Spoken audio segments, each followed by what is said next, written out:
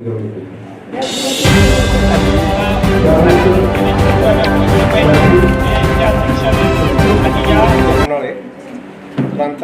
महाराष्ट्र राज्य शिक्षक परिषद प्राथमिक विभाग अखिल भारतीय राष्ट्रीय शैक्षिक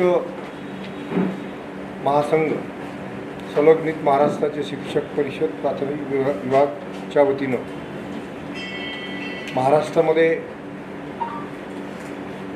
19 जूनला TETच्या संदर्भामध्ये जी काही संभ्रम अवस्था आहे, जो काही माननीय सुप्रीम कोर्टाने निर्णय दिलेला आहे, त्या संदर्भात आम्ही देशाचे पंतप्रधान माननीय नरेंद्रभाई मोदी आणि केंद्रीय शिक्षण मंत्री धर्मेंद्र प्रधान यांच्याकडे माननीय जिल्हाधिकाऱ्यांच्या मार्फत निवेदन देणार आहोत की 2010 पूर्वी जे नियुक्त शिक्षक आहेत त्यांना या TETच्या याच्यातून मुक्त करावे।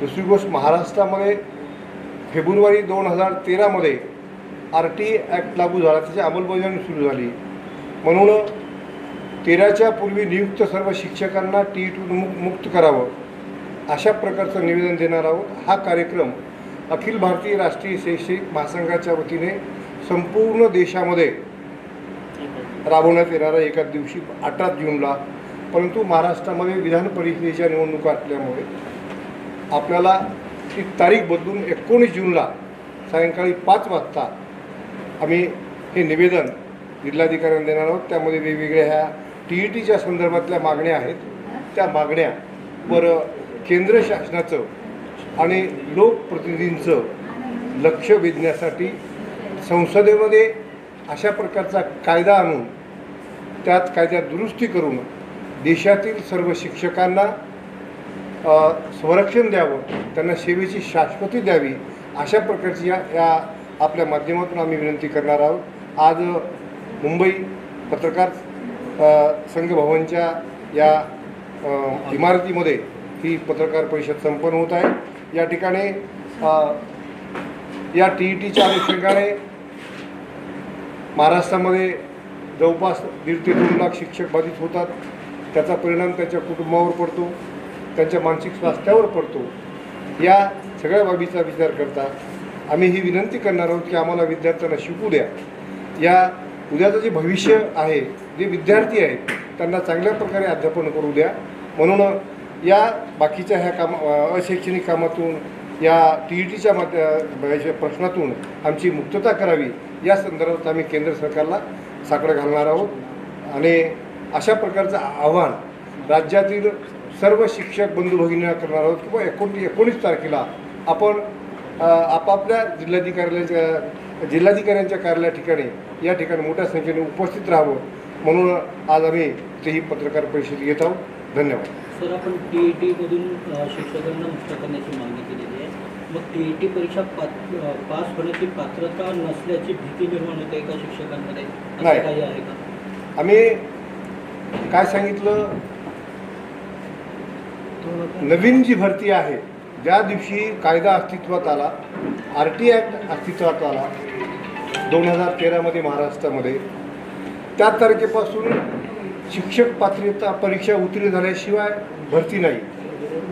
त्याला म्हणजे ऑलरेडी पात्र आहे, जो पात्र आहे तो सेवेत आहे, पण कायदा अस्तित्वात नसताना आमच्या नियुक्त्या, आमची निवड, शिक्षक म्हणून आमची केलेली भरती कायद्याचं पालन करून, नियमाचं पालन करून सगळ्या प्रक्रिया अनुगुण आमची निवड केलेली आहे असताना परत आज आम्हाला ती पात्रता परीक्षा द्या म्हणणं योग्य वाटत नाही, म्हणून आम्ही या संदर्भात केंद्र शासनाकडे विनंती करणार आहोत।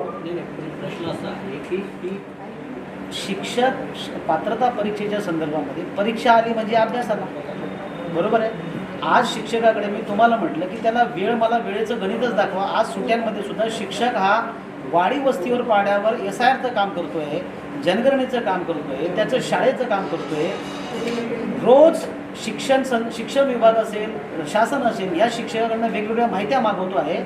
तो शाळेत जात असताना त्याने स्वतःचा अभ्यास करावा कधी?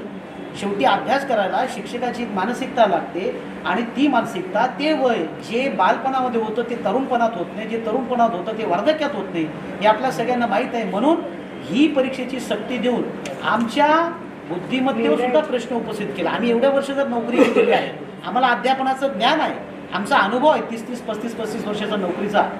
गुणवत्तेवर अपेक्षा ठेवा. परीक्षा दिली म्हणजे त्याची गुणवत्ता चांगली असा जर तुम्ही अर्थ घेत असाल तर तुम्हालाही सांगतो की ऑब्जेक्टिव्ह परीक्षा याच्यातून गुणवत्ता सिद्ध होत नाही. हा एक मुद्दा आहे. सांगली जिल्ह्यातील मिरज या ठिकाणची एक संस्था आहे. त्या संस्थेचं नाव आहे अंजुमन इशात ए तालीम. ही अल्पसंख्याक संस्था आहे.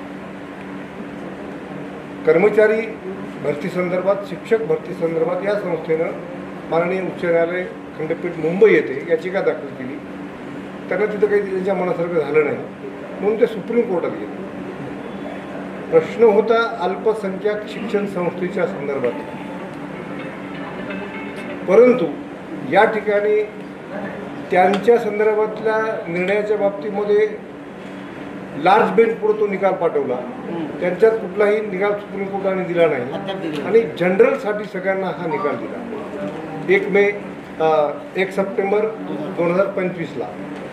त्यानंतर संघटनेने, इतर राज्यातल्या संघटनेने रिव्ह्यू पिटिशन दाखल केलं. त्याचा निकाल 29 मेला आला. तोच निकाल कायम ठेवला. फक्त 1 वर्षाची, पूर्वीच्या निकालामध्ये 2 वर्ष 8 दिली होती, आता 3 वर्षे केली.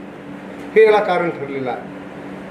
म्हणून या संदर्भामध्ये आम्ही वारंवार विनंती करतोय की आमचा TETला अजिबात विरोध नाही. या पावसाळी अधिवेशनात पावसाळी अधिवेशनामध्ये दिल्लीला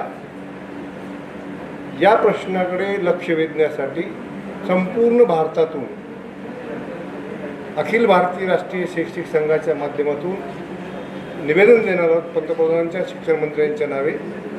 18 जूनला महाराष्ट्रामध्ये विधानसभेच्या निवडणुका असल्यामुळे 18 जूनला विधान परिषदेच्या, आम्ही 19 तारखेला जिल्हाधिकाऱ्यांच्या मार्फत आम्ही ते निवेदन देणार आहोत.